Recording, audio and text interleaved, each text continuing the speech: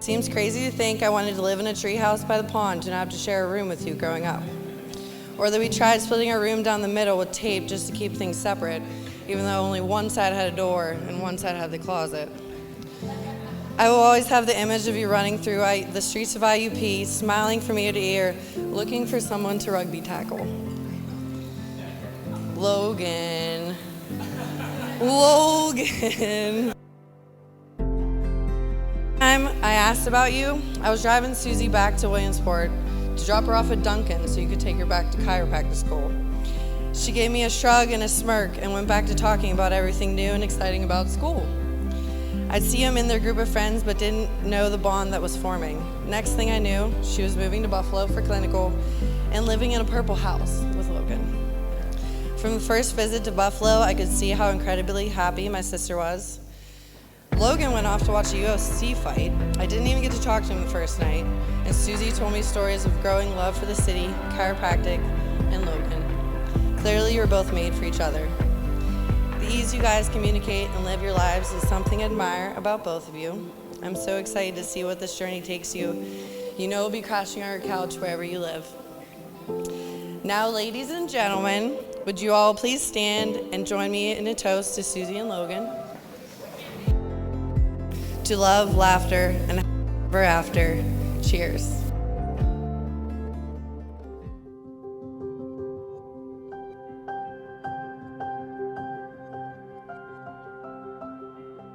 When I wake up in the morning, I feel peace.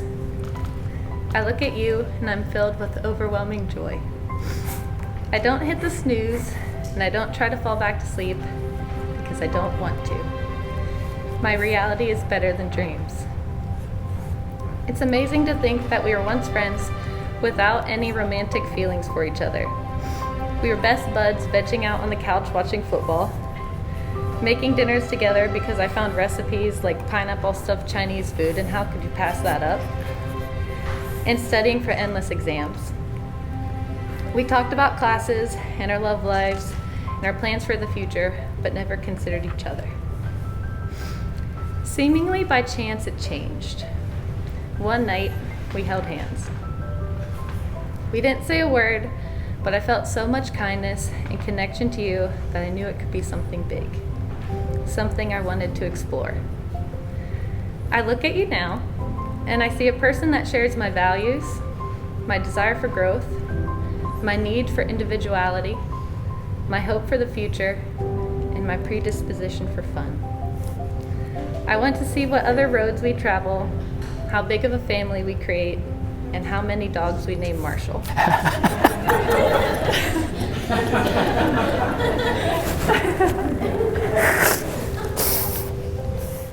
I've prepared for this my whole life. I've planned for what I want my life to look like and what kind of person I want to spend it with. And there is no indifference today because I'm certain that I have everything I need standing right in front of me.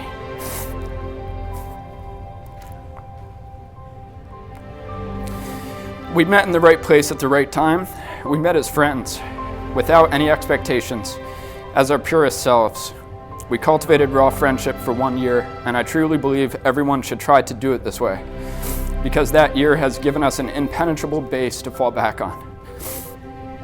Because of this foundation, I think we're unbreakable. We're like superheroes.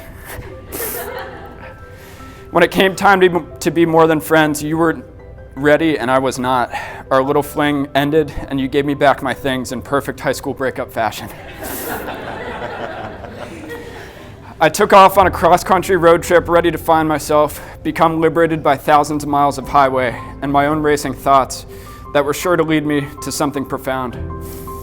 But what did you do? You had given me your heart, and I knew that.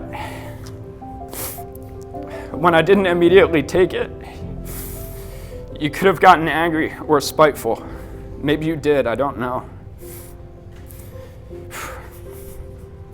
Because the only thing I know you did for sure is be something you're better at being than anybody I know, authentically and perpetually selfless. Despite being more or less broken up with, you hid a disposable camera in my camping pack with a note telling me to enjoy every minute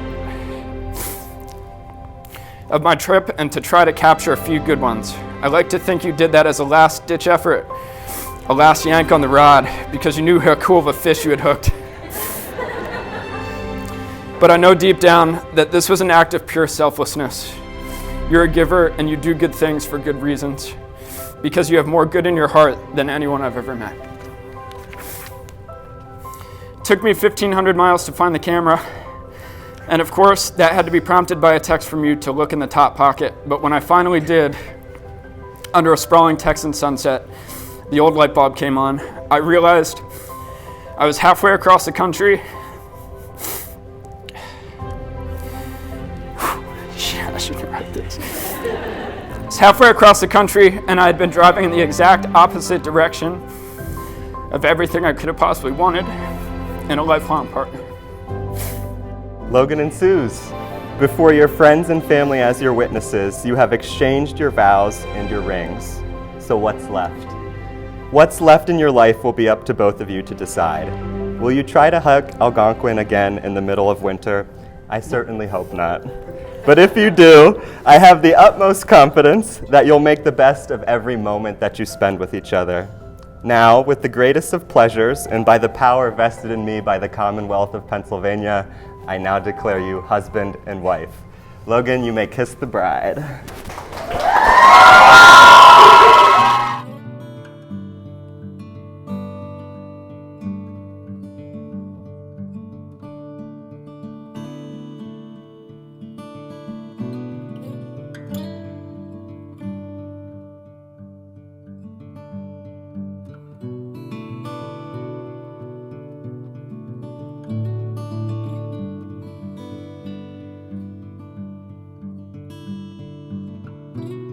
I think it was Logan's loyalty and dedication to his friends that guided him on this cross-country trip from Williamsport to San Diego alone, and then back from San Diego to Williamsport with Mike and myself in April of 2016, where serendipity would have it that those were the weeks before this trip. Logan and Susie's friendship, as we heard earlier, would turn into something more permanent, kind of by Susie's intentions. The newness of their relationship faltered in those days leading up to the trip, but Susie's idea to plant that disposable camera in Logan's bag that gave Logan the spark he needed to give the relationship another shot. Almost done. Suze, well, I've only known you a few years. You are one of the kindest, most caring and fun people I've had the privilege to call my friend. You bring out the best in Logan and everyone you interact with.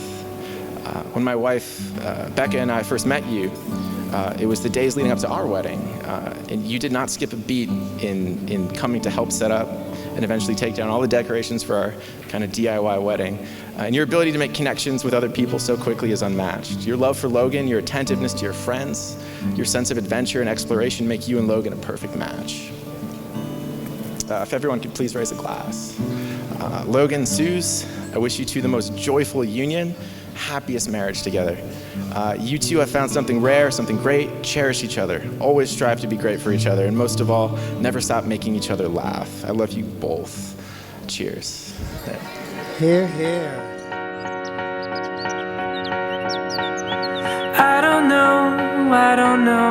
I don't know what I did. Sitting here, looking down, drowning ants in my spit. I think I know what it was, what I said to you last night.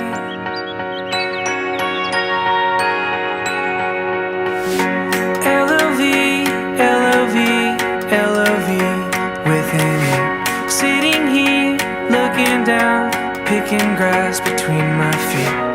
If I flew to where you are, would you even understand?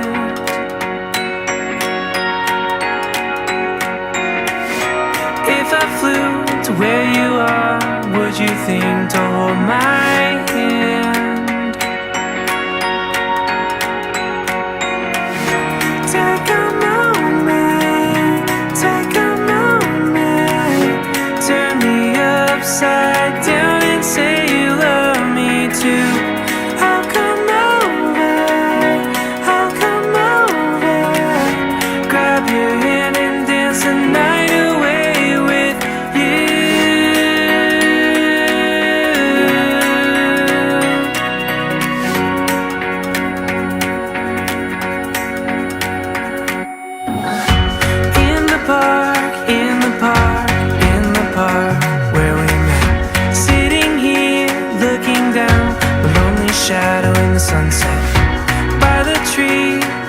carved both our names in a little